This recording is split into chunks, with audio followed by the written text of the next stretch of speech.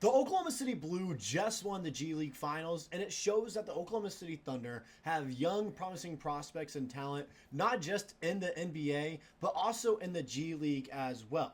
Before you get all this, though, don't forget to hit the subscribe button. As you can see here, 91.6% of you guys are not subscribed to the channel that are watching these videos. If you love the content and you keep coming back, hit that subscribe button. It's the best way to support the channel and stay up to date on any new videos that come out. And so like I said, hit that subscribe button. You've had plenty of time now to do that in these first few seconds of this video. And now we're going to get into it. So the Oklahoma City Blue are the G League affiliate of the Oklahoma City Thunder. And that's where, Ousmane Dieng, Lindy Waters III, Olivia Sarr, and Keontae Johnson have spent most of their time in their career for Oklahoma City, and especially this season, as Ousmane's played only 32 games in the league, and Lindy is just barely above that, I believe. But recently, they just won the G League Finals over the Maine Celtics, the Boston Celtics G League team. And at first, they got down pretty big in the first game, losing the first one. Not necessarily super close either. It was kind of a blowout by, people's standards, and people were thinking that it was just going to show and be like, oh, Oklahoma City Blue, they're not going to be able to compete and everything. However, they ended up winning, and this is an article talking about and everything. I'm going to read it real quick, and I'm going to give my thoughts. After winning 3 single elimination rounds, Oklahoma City Blue were blown out in Game 1 in the best-of-3 set against the Celtics last week. Facing elimination for 2 straight contests, the Blue stood tall, winning back-to-back tilts with their backs against the wall. The Oklahoma City Blue used a jaw-dropping 28-0 run to close the first half to put the game away before intermission. From there, the Blue nursed a 15-plus point lead the rest of the way before breaking out the champagne in celebration. Thunder assignees led the way for the Blue as 2022 lottery pick Ousmane Dieng posted 25 points, 6 rebounds, 4 assists, and 2 blocks. And former two-way guard Lindy Waters III turned in 15 points and 11 rebounds, double-double by our boy Lindy Waters III, who, if you remember, Ousmane and Lindy Waters III played a game for the Thunder and had a good amount of minutes the night before the third and final game of the G League Finals. And so showing that they can play on back-to-back nights and not be affected is big for them, showing out. And they were kind of the 2 players that led the team. And also some other players that led the team in the article here. Adam Flagler chipped in 13 points. Olivia Sarr nabbed a 10-point, 13-rebound double-double. 2023 second-round pick Keontae Johnson's 14 points helped push the Blue past the finish line en route to an impressive 117-100 win over the Celtics. This marks the Blues' first G League championship after finishing runner-up in 2010.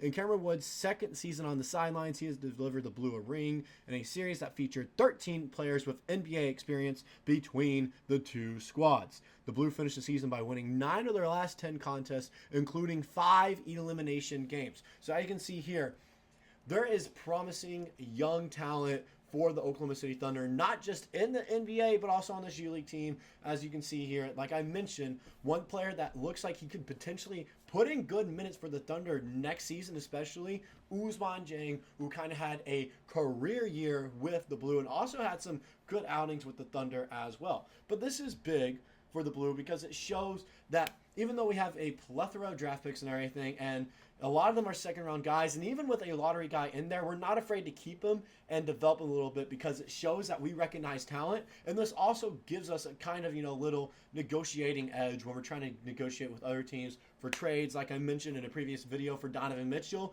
could open possibilities to trade one of our guys down there to get Donovan Mitchell if we absolutely need to. And it shows that we're deep in everything. It shows that we have a lot of guys, and it's big for this team, especially years going forward. And now the next part about this, I want to talk about some key players for the Blue and Thunder this season. As you read in the article there and everything, there are a lot of players that played well for the Blue in that game, and some of them have NBA experience this year, especially the likes of Ousmane Dieng and Lindy Waters III. Even Keontae Johnson, I believe, got a few games in the NBA this year as well.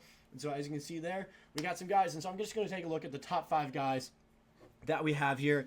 As you can see, we have Olivia Sarr, of course, averaging 14.3 points per game on 54% shooting, which is pretty impressive. Also, 33% from behind the arc.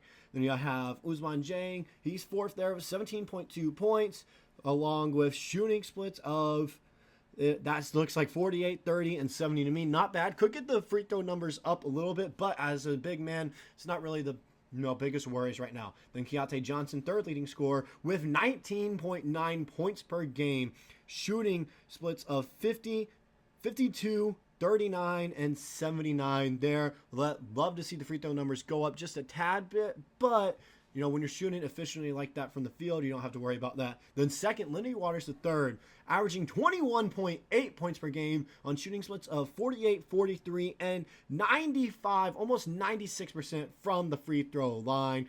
And that's impressive numbers right there. He also has impressive rebound numbers for a guard. When you look at that, 6.8.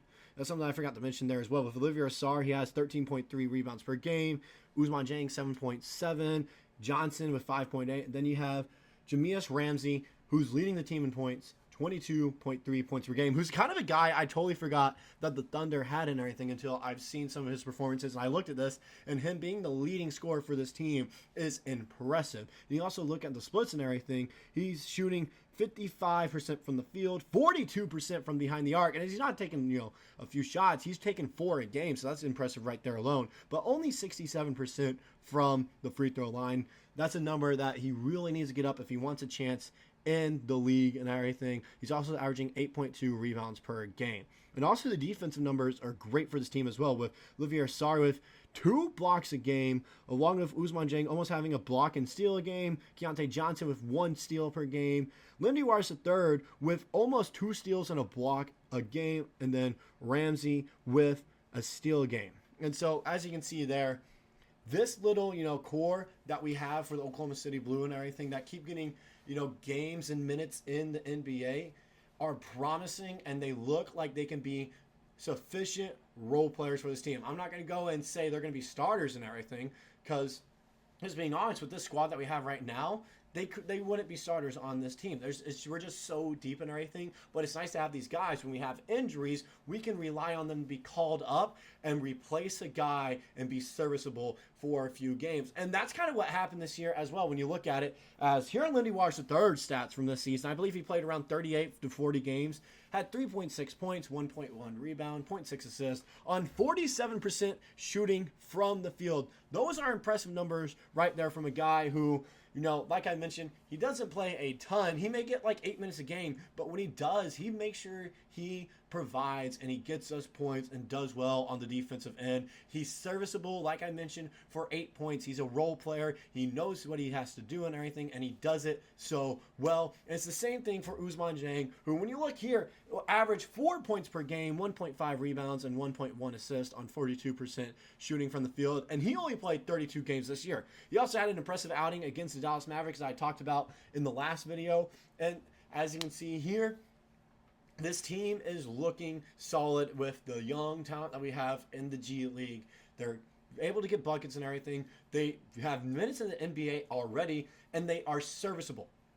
That's the big thing, is wondering if these guys are ready to play at the next level. And they have shown that in games previously and stats in the NBA this year, that they are serviceable. And we need to use them for a few minutes and everything, just because a guy's injured or someone needs a break and everything, we're getting destroyed and maybe we need to switch it up. They are serviceable for a few minutes to get us back in that game or keep us within it and not be able to let another team go on a run. And that's what we need from our bench. And we are deep with that and everything. We're already deep in the professionals right now in the NBA, but this even allows us to be even deeper in case we lose some of our role players and bench guys. That's all I got for this video today. Once again, if you stayed this whole time, don't forget to hit that subscribe button. I put up the graphic one more time for you guys to check out.